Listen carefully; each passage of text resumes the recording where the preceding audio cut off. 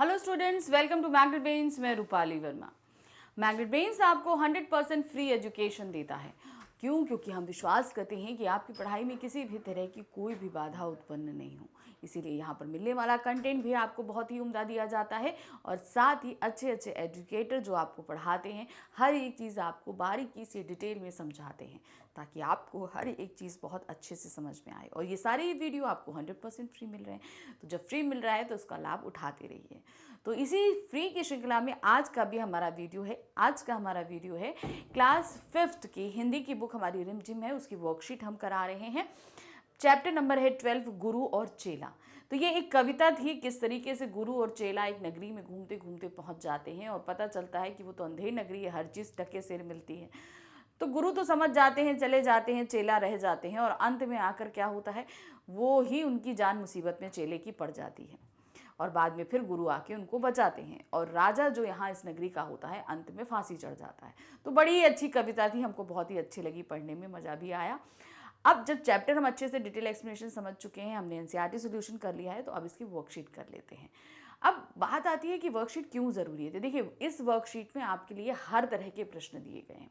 जैसे कि आप लोग पढ़ते हैं, एमसीक्यूज पढ़ते हैं, यानी कि बहुविकल्पीय प्रश्न हैं, अति लघुत्तरीय प्रश्न है, लघुत्तरीय प्रश्न है, गद्यांश आधारित प्रश्न हैं, आपके रिक्त स्थान की पूर्ति है, सत्य असत्य है, भाषा आधारित प्रश्न हैं, बहुत कुछ है इसके अंदर।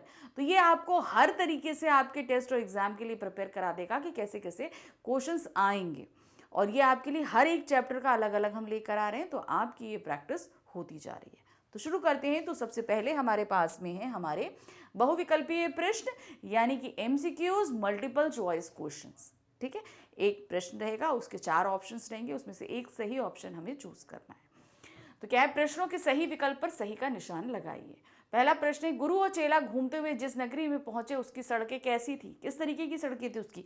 गंदी, चमाचम, ऊंची ऊंची या कीचड़ युक्त? तो वो सड़कें थी चमाचम। कविता में जो शब्द दिए गए हैं उनको आपको ध्यान रखना होगा, तभी तो वहां पर कविता में यही शब्द इस्तेमाल किया गया है। नेक्स्ट है, राजा के संतरी ने चेले को क्या खाते देखा। अब जब संतरी एक मोटी गर्दन वाले व्यक्ति को पकड़ने के लिए आया तो उस समय हमारे चेले जी क्या खा रहे थे? वो क्या खा रहे थे? वो खा रहे थे हलवा। नेक्स्ट आते हैं, चेला स्वभाव में कैसा था? चालाक, बुद्धू, दुष्ट या लड़ाकू? तो वो क्या था? वो चालाक था। चालाक था तभी तो जब जान आफत में पड़ी हो तो उसने कहा कि हमारी अंतिम इच्छा है कि हम अपने गुरु से मिलें। तो गुरु आ जाते हैं और उसकी जान बच जाती है। नेक्स्ट है, राजा के सम्मुख कौन झगड़ने लगा था? राजा के सामने कौन झगड़ा करने लगा था? तो कौन थे झगड़ा करने वाले? गुरु और चेला। तो सही ऑप्शन है गुरु और चेला। नेक्स्ट आते हैं, गुरु के अनुसार फांसी पे चढ़ने वाला व्यक्ति कैसा राजा बनेगा? तो गुरु ने जब जुगुत लगाई चेले को बचाने की तो दोनों झगड़ने लगे। तो वो बोल रहे थे हम फांसी चढ़ेंगे, हम फांसी चढ़ेंगे, हम चढ़ेंगे, हम चढ़ेंगे। तो राजा कहे हैं ये फांसी चढ़ने के लिए कि क्यों झगड़ा होना? तो पता चला कि जो इस शुभ मुहूर्त में फांसी चढ़ेगा वो कैसा राजा बनेगा? चक्रवर्ती राजा बनेगा। तो सही ऑप्शन है चक्रवर्ती। नेक्स्ट आते हैं, गुरु चेले को चलते चलते क्या मिला था? जब गुरु चेले नगरी में घुसे थे तो उन्हें चलते चलते जब क्या मिला था? वो था एक नगरी मिली थी। क्या मिली थी? नगरी। चेला रोज क्या खाने लगा? जब वहां पे हर चीज टका सेर मिल रही थी तो यानी कि सस्ती थी, तो डेली डेली वो क्या खाने लगा था? टके सेर में मलाई खाने लगा था। तो सही क्या है? मलाई। नेक्स्ट है, सत्य असत्य बताइए, यानी कि अब यहां पर सत्य सत्य यानी कि ट्रू एंड फॉल्स। जो वाक्य सही है वहां पे हम सत्य लगाएंगे और जो वाक्य गलत है वहां पे हम असत्य लगाएंगे। ग्वालिन ने गुरु चेले को अंधेर नगरी के बारे में बताया। तो ग्वालिन ने ही गुरु चेले को बताया था, बिल्कुल सही। उसने यही चीज बताया था कि यहाँ पर अंधेर नगरी है, टके सेर भाजा और टके सेर खाजा। तो सत्य है ये। फिर है, नगरी में भाजी का मूल्य खाजा से अधिक था। क्या ये सही है? नहीं, गलत है। क्यों? क्योंकि वहां पे सभी चीज का मूल्य टके सेर था, है ना। तो ये वाक्य गलत है। नेक्स्ट है, हाट में खूब भीड़ थी। हाट मतलब क्या होता है? बाजार। बाजार में खूब भीड़ थी, ये बात सत्य है। नेक्स्ट आते हैं, राजा पैदल चलकर दीवार के पास पहुंचा था। जो बहुत तेज बारिश होने से दीवार गिर गई थी, उस दीवार के पास राजा पैदल पहुंचा था? नहीं, वो पहुंचा था सवारी पर सवार होकर। तो ये स्टेटमेंट असत्य है, यानी कि गलत है। चेले ने गुरु के कान में मंत्र गुनगुनाया।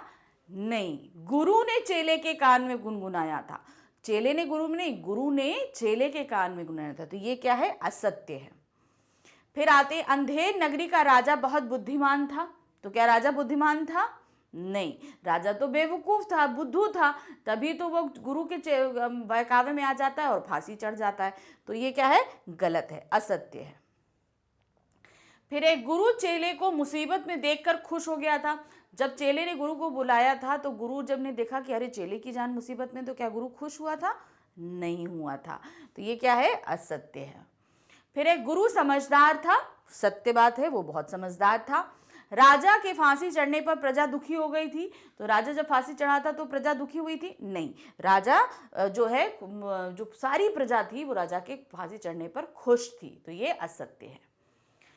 अब आते हैं, हमारे पास है निम्नलिखित शब्दों में से उचित शब्दों का प्रयोग करके रिक्त स्थान भरने। अब हमारे पास कुछ शब्द दिए गए हैं, इनकी सहायता से नीचे दिए गए रिक्त स्थानों की पूर्ति करनी है। तो क्या है? ग्वालिन के सिर पर डैश थी। क्या थी उसके सर पे? उसके सर पर एक गगरी थी। गगरी मतलब होता है ना मटका, घड़ा, वो चीज थी। फिर है, गुरु को डैश होकर नगरी से लौट जाना पड़ा। तो क्या हुआ? वो विवश होकर नगरी से लौट गया, क्योंकि वो बार बार बोल रहा था चेले से कि तुम भी चलो। चेला नहीं माना। गुरु को यह आभास हो गया था कि इस नगरी में किसी भी पल कुछ गलत हो सकता है, तो इसीलिए वो बार बार चेले से बोल रहा था चलो चलो चलो, लेकिन चेला बोला कि नहीं, मैं तो नहीं जाऊंगा। तो अंत में क्या हुआ था? गुरु ही विवश होकर नगरी से चला गया था और चेला वहीं नगरी में रह गया था। नेक्स्ट है, मंत्री देखने में बहुत डैश था। क्या था? वो बहुत दुबला था, तभी तो फांसी में चढ़ने से बच गया था। बहुत दुबला पतला था और फांसी के फंदे में उसकी गर्दन नहीं आ रही थी, बहुत मतलब टाइट नहीं हो पाती, तो उसको फांसी नहीं हो पाती, इसलिए वो बच गया था। तो क्या उसकी गर्दन, वो बहुत दुबला था। नेक्स्ट है, चेले की डैश मोटी थी। क्या थी? चेले की डैश यानी कि गर्दन मोटी थी, तभी तो वो फंस गया। मंत्री को भाई नहीं है, तो राजा ने क्या बोला था? एक मोटी गर्दन वाले को पकड़ के लेके आओ। तो मोटी गर्दन जब बाजार में घूमने गए तो कौन मिला? वो था चेला, उसको पकड़ के लेके आने लगे। मंत्री को राजा ने डैश पर चढ़ाने का हुक्म दिया। मंत्री को राजा ने कहां पर चढ़ाने का हुक्म दिया? वो दिया था फांसी पर चढ़ाने का हुक्म दिया था। गुरु ने बताया डैश क्या है? क्या है? क्या डैश चीज क्या है? गुरु ने बताया करामात क्या है। अब आते हैं, काव्यांश पढ़कर पूछे गए प्रश्नों के उत्तर दीजिए। अब हमारे पास जो कविता दी गई थी उसकी 4 पंक्तियां यहाँ दी हैं, उनको हम पढ़ेंगे और फिर इस पे आधारित कुछ प्रश्न हैं जिनके हम उत्तर देंगे। क्या है? चढ़ा फांसी राजा, बजा खूब बाजा, प्रजा खुश हुई जब मरा मूर्ख राजा। बजा खूब घर घर बधाई का बाजा, थी अंधेर नगरी था अनबूझ राजा। तो ये हमारे लास्ट की पंक्तियां थी, हो गया खत्म यहाँ पे। अब इस पे आधारित प्रश्न देखिए क्या है। बाजे के साथ किसे फांसी दी गई थी? तो किसे फांसी दी गई थी? राजा को फांसी दी गई थी। तो बाजे के साथ राजा को फांसी दी गई थी। नेक्स्ट आते हैं, प्रजा किस कारण से खुश थी? कौन सा ऐसा कारण था जिससे प्रजा बहुत खुश हो रही थी? तो वो कारण था राजा को फांसी दिए जाने से। राजा को फांसी दिए जाने के कारण प्रजा खुश थी। राजा के मरने पर घर घर में क्या बजा था? राजा के मरने पर घर घर में बाजा बजा था, यानी बधाई का बाजा।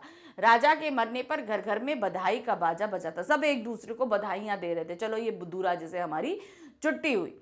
राजा की नगरी का क्या नाम था? तो राजा की नगरी का क्या नाम था? अंधेर नगरी। राजा की नगरी का नाम अंधेर नगरी था। अब आते हैं अति लघुत्तरीय प्रश्न यानी कि वेरी शॉर्ट क्वेश्चंस पे। ठीक है, यहां पर चेले ने किसकी कौन सी बात नहीं मानी? चेले ने किसकी बात? चेले ने गुरु की बात नहीं मानी, शहर से लौट चलने की। तो चेले ने गुरु की अंधेर नगरी से लौट चलने की बात नहीं मानी थी। गुरु बार बार बोल रहा था चलो, लेकिन चेले ने मना कर दिया था। नेक्स्ट आते हैं, राजा ने संतरी को बुलाकर क्या पूछा? क्या चीज पूछी थी राजा ने संतरी को बुलाकर? राजा ने संतरी को बुलाकर पूछा यह दीवार क्यों गिरी है और इसे किसने गिराया है? जो दीवार गिर गई थी ना उसके बारे में, ये क्यों गिरी है और इसे किसने गिराया है। संतरी ने दीवार गिरने का उत्तरदायित्व किसे ठहराया? अब संतरी से पूछा गया तो संतरी ने क्या बताया कि भाई ये दीवार क्यों गिरी? तो संतरी ने किसको जिम्मेदार ठहराया था? वो उत्तरदायी कारीगर को ठहराया था, अर्थात ये दीवार जिसने बनाई है उस कारीगर को ठहराया। फिर क्या है, मशक वाले ने किसकी गलती बताई, मशक वाले ने किसकी गलती बताई, मंत्री की गलती बताई। तो क्या था, मशक वाले ने मंत्री की गलती बताई कि मशक के लिए जिस जानवर की खाल दी गई वो जानवर बहुत बड़ा था, इसलिए इस मशक में ज्यादा पानी आता है जो दीवार में गारा गीला हो गया था। गुरु ने ग्वालिन से क्या पूछा था। अब यहाँ पर क्या है, गुरु ग्वालिन से क्या पूछ रहे थे, गुरु ने ग्वालिन से पूछा था कि इस नगरी का नाम क्या है और यहाँ के राजा कौन हैं। फिर अंधेर नगरी में हर चीज किस भाव बिकती थी, अंधेर नगरी में हर चीज टके सेर भाव बिकती थी, यानी कि टके में एक सेर कोई भी चीज लेकर जाओ, सभी चीज टके सेर मिलती थी। अंधेर नगरी में हर चीज टके सेर भाव बिकती थी। मंत्री को फांसी देने कौन आया था, मंत्री को फांसी देने के लिए जल्लाद आया था, मंत्री को फांसी देने जल्लाद आया था। अब आ गए हम लघु उत्तरीय प्रश्न, यानी कि हमारे शॉर्ट आंसर्स पे, जहां पे हमें वेरी शॉर्ट से थोड़े ज्यादा बड़े आंसर्स देने होंगे। ये नहीं कि बहुत बड़े दीजिए, 2-3 लाइंस के आंसर्स चलते हैं, ठीक है। क्या है, गुरु ने उस अंधेर नगरी में रहने से मना क्यों कर दिया था, क्योंकि उन्हें आभास था यहाँ पर किसी भी क्षण कुछ भी गलत हो सकता है, इसलिए उन्होंने यहाँ रहने से मना कर दिया था। तो क्या है, गुरु ने उस अंधेर नगरी में रहने से मना इसलिए कर दिया था क्योंकि गुरु को लग रहा था कि किसी भी क्षण यहाँ कुछ भी गलत हो सकता है। नेक्स्ट है, चेले को अंधेर नगरी में स्थित हाट में क्या विशेषता लगी। चेले को जो अंधेर नगरी की जो हाट थी, यानी कि बाजार था, उसमें उसे क्या विशेषता लगी थी, क्या चीज उसे सबसे अच्छी लग रही थी, वो क्या था। चेले को अंधेर नगरी स्थित हाट में विशेषता लगी कि वहां पर हल्दी, जीरा, ककड़ी, रबड़ी, मलाई सभी कुछ टके सेर मिल रहा था, यानी कि आप कुछ भी ले लो, सभी कुछ वहां पर टके सेर में ही मिल रहा था। भिश्ती को फांसी क्यों दी जा रही थी, भिश्ती को फांसी क्यों दी जा रही थी, क्योंकि उसने गारे में ज्यादा पानी मिला दिया था और गारा गीला हो गया था, जिससे दीवार कमजोर हुई, इसीलिए उसको फांसी दी जा रही थी। तो क्या है, भिश्ती को फांसी इसलिए दी जा रही थी क्योंकि उसने दीवार बनाने वाले गारे को गीला कर दिया था। मंत्री फांसी से क्यों बच गया, क्योंकि मंत्री बहुत दुबला पतला था और उसकी गर्दन फांसी के फंदे में नहीं आ रही थी, इसलिए वो फांसी से बच गया था। तो सही क्या है, मंत्री फांसी से इसलिए बच गया क्योंकि वो बहुत दुबला पतला था और उसकी गर्दन फांसी के फंदे में नहीं आती। गुरु और चेला अलग क्यों हो गए, कारण क्या था, किस लिए वो अलग हुए थे। भाई गुरु जो है वो शहर से जाना चाहते थे और चेला वहीं पर रहने चाहते थे, इसलिए वो दोनों अलग अलग हुए थे। तो क्या है, देखिए, गुरु और चेला इसलिए अलग हो गए क्योंकि चेला अंधेर नगरी में रहना चाहता था और गुरु नहीं रहना चाहते थे, और अंत में गुरु छोड़ के चले जाते हैं। चेले ने अंतिम समय में क्या इच्छा प्रकट करी। अब जब उनको चेले को पकड़ के लेके आ गए कि भाई मंत्री की जगह मोटी गर्दन वाले को जो है फांसी दी जाएगी, तो चेले को पकड़ के लेके आए, चेले को फांसी दी जाएगी, तो चेले ने कहा कि भाई अंतिम इच्छा भी हमें हमारी पूरी करनी चाहिए, हमें आप मारने जा रहे हो। तो उन्होंने बोला कि मैं अपने गुरु से मिलना चाहता हूँ। तो यही क्या था, चेले ने अंतिम समय में इच्छा प्रकट करी कि वो अपने गुरु से मिलना चाहता है। चेले ने अंतिम समय में अपने गुरु से मिलने की इच्छा प्रकट करी। नेक्स्ट है, अंधेर नगरी की प्रजा राजा के मरने पर खुश क्यों हुई थी। अब उन्हें अपने बेवकूफ राजा से छुट्टी मिल गई थी, जो बुद्धू राजा था ना, उससे छुट्टी मिल गई थी, इसलिए वो सभी खुश थे। तो क्या है, अंधेर नगरी की प्रजा राजा के मरने पर खुश थी क्योंकि वह एक मूर्ख राजा था और उन्हें उनसे छुटकारा मिल गया था। अब आते हैं हम भाषा आधारित प्रश्न पे, ठीक है। तो भाषा आधारित यानी कि एक तरीके से आप समझोगे व्याकरण आधारित शब्द है, चीजों को इन्हें समझना है। क्या इस कविता में समान तुक वाले अर्थात मिलती जुलती ध्वनियों वाले बहुत शब्द प्रयोग में लाए गए हैं, जैसे चेला, ढेला, नगरी, डगरी, राजा, खाजा इत्यादि। कविता में से ढूंढकर निम्न शब्दों के समान तुक वाले शब्द लिखिए। अब ये जो समान तुक वाले शब्द होते हैं, जिसे इंग्लिश में आप लोग बोलते हैं राइमिंग वर्ड्स, इंग्लिश में क्या बोलते हैं आप, राइमिंग वर्ड्स, ठीक है। उसी तरीके से हिंदी में इनको बोला जाता है तुकांत शब्द। क्या बोलते हैं, तुकांत शब्द, जहां पर हम राइम कर सकते हैं। जैसे यहाँ पर आप देख रहे हो चेला, ढेला, नगरी, डगरी, ये राइम कर रहा है ना, तो इसको हम क्या बोलते हैं, तुक मिलाना। हिंदी में बोलते हैं तुक मिलाना। तो इन शब्दों को हम बोलते हैं तुकांत शब्द। अब यहाँ पर हमारे सामने शब्द दिए हैं, इन्हें हमें कविता में से निकालने, मैंने निकाल लिए हैं, देखिए कैसे है। बात का तुकांत क्या है, करामात, वहां का यहां, झमेला मेला, लेना देना, पानी भिरानी, बनाया समाया।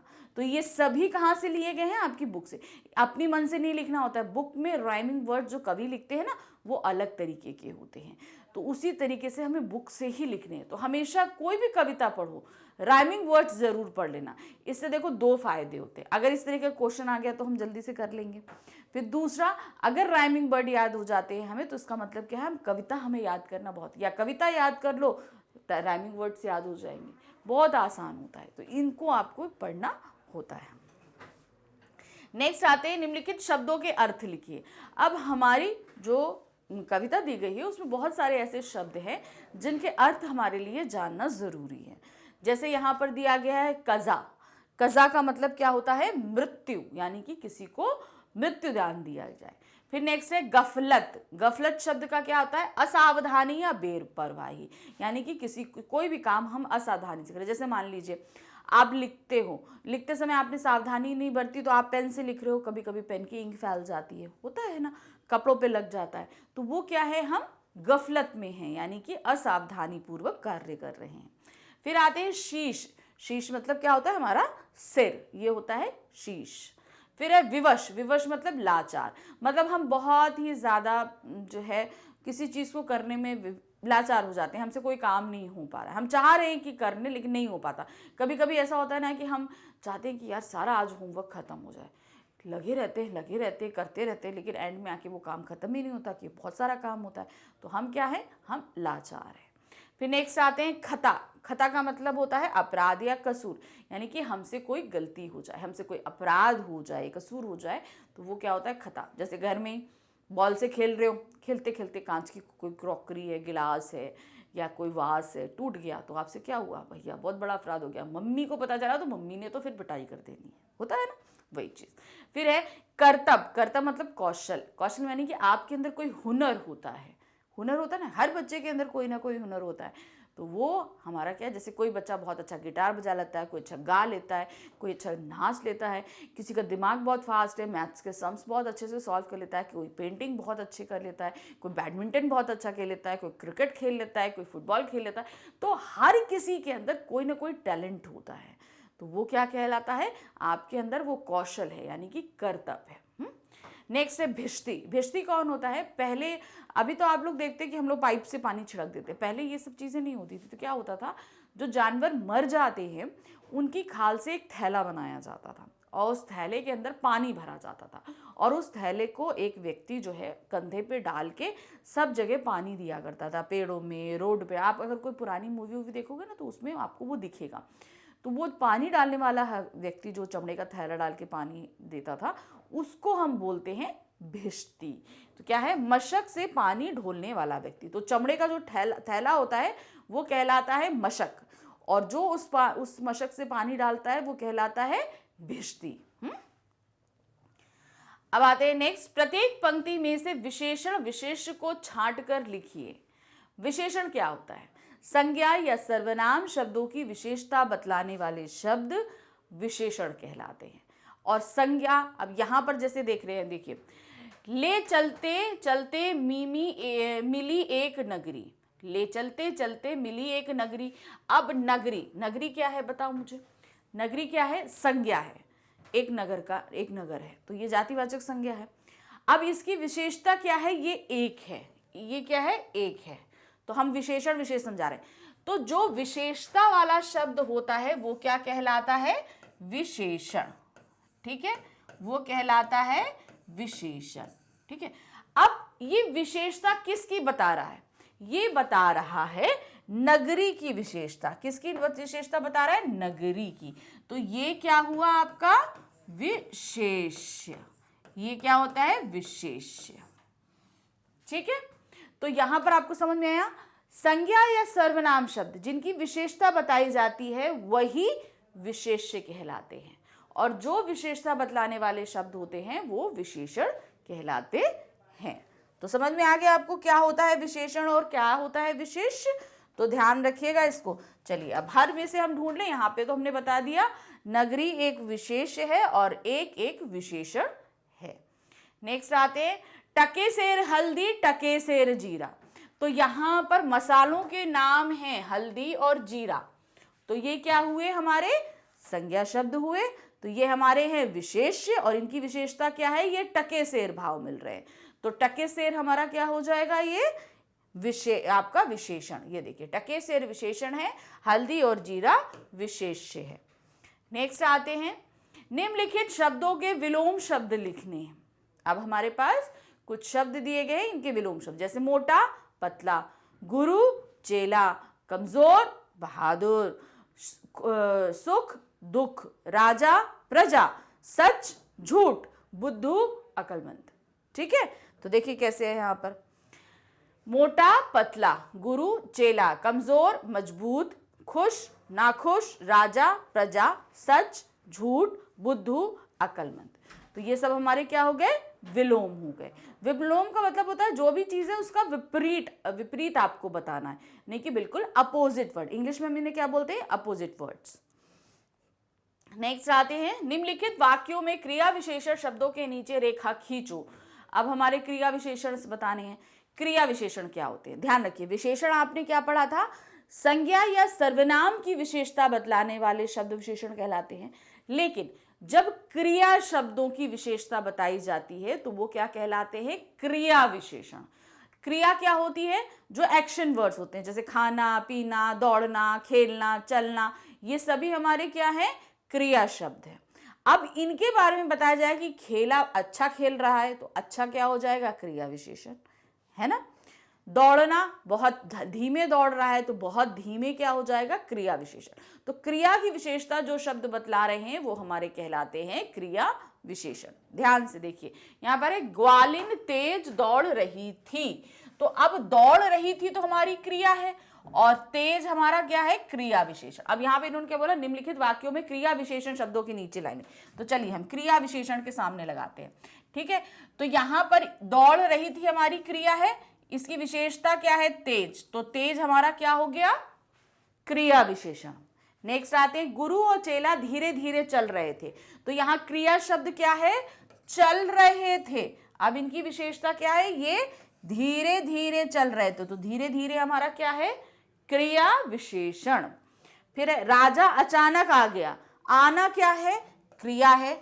अब कैसे आया, वो अचानक आया, तो अचानक क्या है हमारा, क्रिया विशेषण।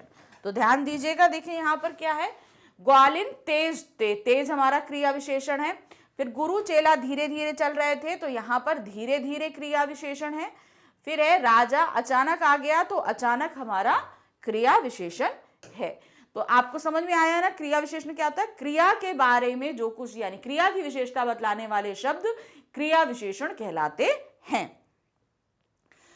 भक्त रात भर भजन गाते रहे। तो अब भजन जो है गाते रहे, कब तक गाते रहे, रात भर। तो रात भर हमारा क्या है, क्रिया विशेषण है। देखिए यहाँ पर रात भर क्रिया विशेषण है ना। फिर आते हैं हंसा ने अपना काम फटाफट निपटा लिया। तो यहाँ पर निपटाना क्रिया है और फटाफट हमारा क्या है, क्रिया विशेषण। चलिए आगे बढ़ते हैं नेक्स्ट क्वेश्चन की तरफ में। निम्नलिखित वाक्यों में रेखांकित किए गए शब्दों में प्रयुक्त विराम चिन्हों के नाम लिखिए। अब जो रेखांकित किए, ये सेंटेंस है, ये जो आपके अंडरलाइन किए वर्ड है, यानी रेखांकित जो शब्द हैं, इनमें किन विराम चिन्हों का हम इस्तेमाल कर रहे हैं। तो जैसे पहले देख रहे हो, चलते चलते के बीच में ये छोटा सा डैश है, ये दो शब्दों को जोड़ने का काम कर रहा है। तो ये क्या कहलाता है, योजक शब्द। क्या कहलाएगा, योजक शब्द। ठीक है, योजक चिन्ह हो गया। फिर उसके बाद आते हैं यहाँ पर ये गुरु के नीचे, तो यहाँ पर ये कौन सा चिन्ह है, ये कहलाता है अवतरण चिन्ह, जिसे इंग्लिश में आप इन्वर्टेड कॉमा कहते हो, हिंदी में क्या कहलाता है, अवतरण चिन्ह आरंभ। एक आरंभ होता है, एक अंत होता है। ये देखिए, वो आरंभ है, ये अंत है। तो यहाँ पर सिर्फ वहां पे लगा, इसलिए हमने यहाँ दे दिया अवतरण चिन्ह आरंभ। फिर उसके बाद आह कितना सुंदर इंद्रधनुष है, तो ये जो आ रहा है चिन्ह, ये कौन सा कहलाता है, विस्मय बोधक चिन्ह। क्या है, विस्मय बोधक चिन्ह। फिर है छी छी, उसके आगे भी देखिए वही चिन्ह लगा हुआ है आपको, ये विराम चिन्ह कौन सा है आपका? विस्मय बोधक चिन्ह या विस्मया बोधक चिन्ह, कुछ भी बोल सकते हैं। गुरु चेला, गुरु चेला के बीच में भी देखिए योजक चिन्ह लगा है। क्या है ये? योजक चिन्ह है। फिर आते गांधी जी ने कहा। अब गांधी जी ने जो कहा ये हमने अंडरलाइन है, सदा सत्य बोलो। तो यहां पर जो है इन दोनों ही चिन्हों के बारे में हम बात कर रहे हैं, तो यहां पे हम सिर्फ लिखेंगे अवतरण चिन्ह। तो ध्यान रखिए, अगर सिर्फ स्टार्टिंग में है तो हम लिखेंगे अवतरण चिन्ह आरंभ, सिर्फ आखिर में है तो हम क्या लेंगे? अवतरण चिन्ह जो है आपका यहाँ समापन। आरंभ और समापन। अगर पूरे में दिया है तो क्या कहलाएगा? अवतरण चिन्ह। सिंपल, कुछ नहीं है। आगे आते हैं।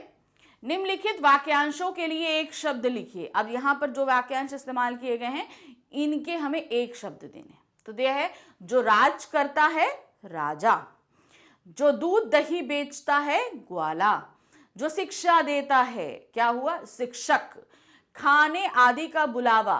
अब खाने आपके यहाँ आता है ना बहुत सारे इनविटेशन कार्ड, तो उन्हें क्या बोलते हैं? निमंत्रण। हाँ, फिर है चमड़े का बना थैला जिसमें पानी भरते हैं, तो वो क्या कहलाता है? मशक। तो चलिए देखिए यहां पर लिखा है, जो राज करता है राजा, जो दूध दही बेचता है ग्वाला, जो शिक्षा देता है शिक्षक, जो खाने आदि का बुलावा निमंत्रण, चमड़े का बना थैला जिसमें पानी भरते हैं मशक। अब क्या है? नीचे एक वर्ग पहेली दी गई है जिसमें कविता में प्रयुक्त कुछ खाद्य सामग्रियों के नाम लिखे हैं, उन्हें पहचान कर घेरा लगाओ। अब ये तालिका है, इसमें से हमें जो है क्या लगाना है? आपको जो भी खाने पीने की चीजें हैं उसमें लगाना है। ध्यान दीजिएगा, सबसे पहले क्या आ रहा है? भाजी। देखो भाजी आया, ठीक है। फिर आया जीरा, जीरा आया। फिर आया खीरा, खीरा। फिर आया ककड़ी, ककड़ी आया। फिर आया रबड़ी। तो देखिए सब निकल आया। फटाफट इसके नाम लिख देते हैं। देखिए सर्कल लगा दिया, भाजी, खीरा, ककड़ी, रबड़ी, जीरा, हमने सबके नाम लिख दिए। नेक्स्ट है दो दो पर्यायवाची शब्द लिखने, यानी कि शब्द एक, जो शब्द अलग अलग होंगे लेकिन अर्थ एक ही होगा। तो जैसे यहां पर दिया है गुरु, अध्यापक, शिक्षक, कई चीजें हम इस्तेमाल कर सकते हैं। तो देखिए यहां पर है शिक्षक, अध्यापक। राजा, नरेश, महिपति। फिर है नगर, नगर यानी कि शहर, यहां पर पुर, नागर। शीश, सिर, मुंड। संतरी, सिपाही, पहरेदार। हुक्म, आदेश, फरमान। तो इस तरीके से इन सब का अर्थ एक ही होता है लेकिन अलग अलग शब्दों का इस्तेमाल किया जाता है। तो ये सबसे क्या कहलाते हैं? पर्यायवाची शब्द। इन पर्यायवाची शब्द के साथ हमारी एक वर्कशीट यहाँ पर फटाफट खत्म हो गई। हमने कितनी जल्दी कंप्लीट कर ली ना। तो इसी तरह से अभी और भी चैप्टर हैं, हम करेंगे। तो मैग्नेट ब्रेन्स अब आपके लिए बुक्स, ई बुक्स लेकर आया है। ये आपको मिल रही है किंडरगार्टन से लेकर क्लास 12 तक के सभी सब्जेक्ट्स के लिए। सारे सब्जेक्ट्स तो हैं लेकिन इन्हें हमने अलग अलग कैटेगरी में डिवाइड किया है। जैसे कि हमारी एक बुक रहेगी, थ्योरी बुक रहती है स्टार्टिंग में, जैसे हम कोई भी डिटेल एक्सप्लेनेशन पढ़ते हैं तो एक बुक ऐसी रहेगी जिसमें हमारे सारे जो है वो डिटेल एक्सप्लेनेशन वाले चैप्टर रहेंगे, तो वो हमारी हो जाएगी थ्योरी बुक। उसके बाद हम करते हैं एनसीईआरटी सॉल्यूशन, तो एक हमारी बुक हो जाएगी जिसमें हम सारे ही चैप्टर के एनसीईआरटी सॉल्यूशन रहेंगे। फिर हम जैसे अब वर्कशीट कर रहे हैं तो हमारी एक बुक रहेगी वर्कशीट बुक। इस तरीके से अलग अलग कैटेगरी की बुक है। आप आगे हम जो भी सेक्शन कराते रहेंगे उन सभी की बुक्स आपके लिए अवेलेबल होती रहेगी। इन बुक्स को प्राप्त करने के लिए नीचे डिस्क्रिप्शन बॉक्स में एक लिंक दिया गया है, उस लिंक को क्लिक करिए। क्लिक करते ही आपके सामने एक फॉर्म आएगा, उस फॉर्म को फिल करिए, सबमिट करिए। सबमिट करते ही हमारा एक टीम मेंबर आपसे बात करेगा इस बुक के रिगार्डिंग। तो ये बुक भी प्राप्त करके आप बहुत अच्छे से पढ़ाई कर सकते हैं। और इन बुक में आपके सारे ही हमारे वीडियो जितने भी लेक्चर्स हैं वो सभी अटैच हैं, आप उनको भी आप देख सकते हैं QR स्कैन करके। ये आपके लिए बहुत हेल्पफुल रहेंगे आपकी पढ़ाई के लिए। तो आगे भी और भी चैप्टर जिसके वर्कशीट करेंगे और साथ में करेंगे, इसलिए फिर से मिलेंगे। Bye bye.